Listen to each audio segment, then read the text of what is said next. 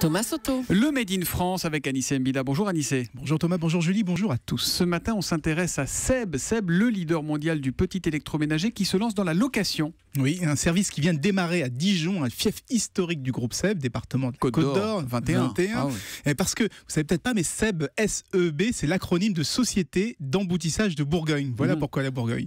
Alors l'idée est assez simple. Plutôt que d'acheter un appareil à raclette, par exemple, ou un barbecue qu'on va utiliser quelques jours par an, eh bien, on va le louer une dizaine d'euros sur Internet pour un week-end ou pour une semaine. C'est la tendance du moment, ne plus cumuler comme ça des objets, mais ne payer que pour un usage en devenant plus éco-responsable. Seb a d'ailleurs choisi une approche très locale, circulaire pour son service. Les appareils seront nettoyés et réemballés par une entreprise de réinsertion dijonnaise. Alors, on voit l'intérêt pour le client, mais si tout le monde loue, Seb va vendre moins d'appareils. C'est intéressant pour eux. C'est le problème. Seb gagne beaucoup plus à vous vendre un produit que vous n'utilisez pas. C'est pour ça qu'en général, ces services de location sont plutôt proposés par des tiers.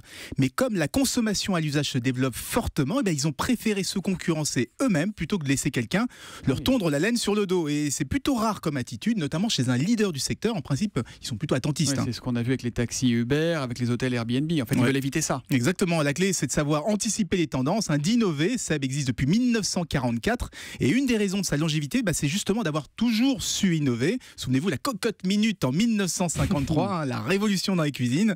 Depuis, elle n'a cessé d'évoluer. Passage à l'inox, nouveau système d'ouverture, fin du sifflet. Vous savez, quand ça explose, ça manque un peu le sifflet, non? C'était dangereux si ça explose dans la cuisine.